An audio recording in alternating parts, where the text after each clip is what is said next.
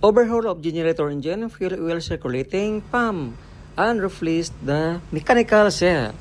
So welcome guys to another video. The same trouble from my previous video, the main engine circulating pump with the fuel oil leak on the air vent pipe.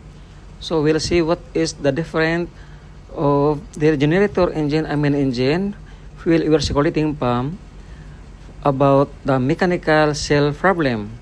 So disconnect all piping connection. Loosen and remove the pump coupling.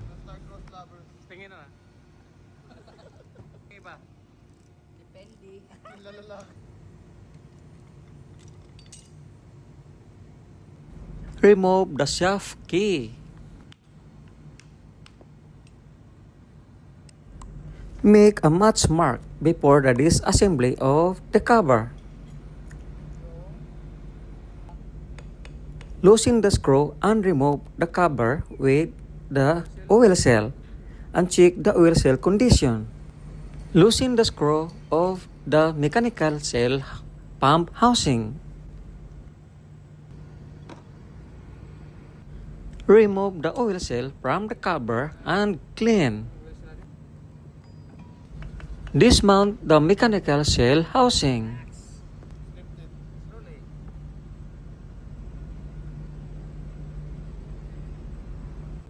Check the condition of the mechanical cell.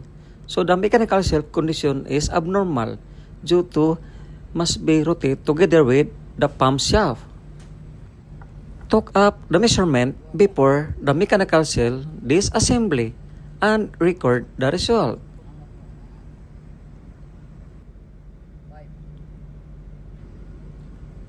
Loosen the screw of the mechanical cell. Remove the mechanical cell. Clean the pump shaft.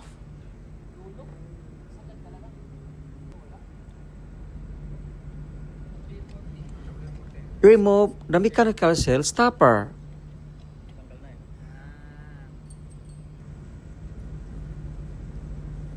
Clean the flange. Remove the carbon of the mechanical cell and check the condition. So the mechanical cell carbon, we have a crack that caused the fuel oil leak on the air vent pipe. So now we have to check between the new mechanical cell and the new removed mechanical cell. The new mechanical cell carbon is good condition, while the old one is we have a damage that caused the fuel oil leak on the air vent pipe. So it must be renewed with the new spare as a set. So the difference between my previous video guys is the mechanical cell no more spring and loss compression.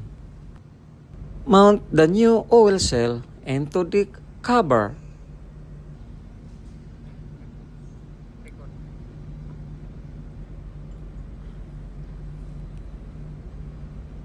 Mount the mechanical cell into the pump shaft.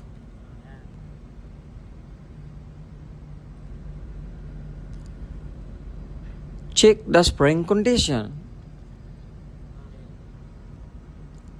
Took up a measurement before and after the disassembly. Tighten the screw. And it must be rotated together with the pump shaft. Double check again the measurement.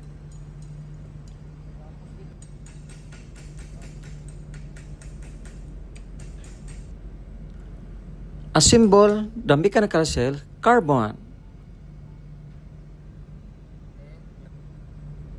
Mount the stopper.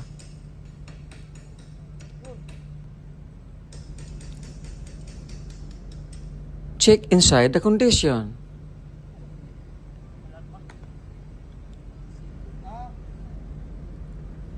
Check the measurement before and after the disassembly.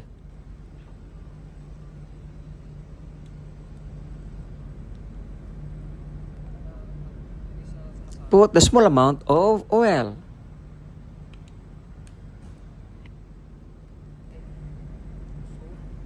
Put the small amount of gasket maker. Mount the new gasket.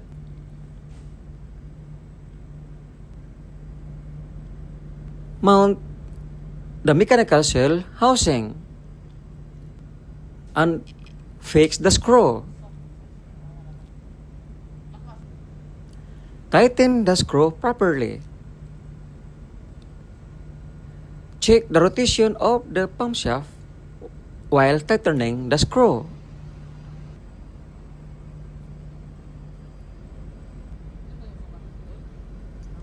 Put a small amount of grease. Mount the new O-ring.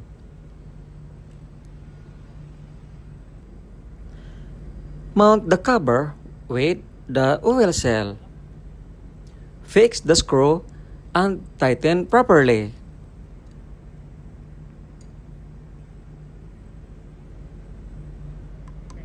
Mount the shaft key. Mount the pump coupling. Check the rotation of the pump gear.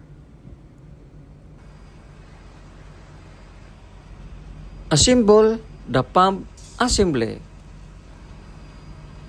Fix all the bolts and nuts on the suction pipe and delivery pipe.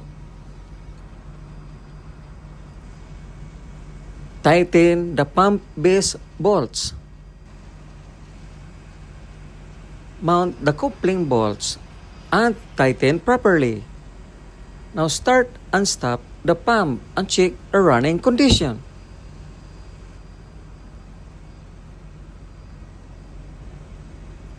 Check the air vent pipe for any fuel oil leak and confirm no fuel oil leak. Check for any vibration. And that's all for today's video, guys. Thank you very much for watching. Bye-bye.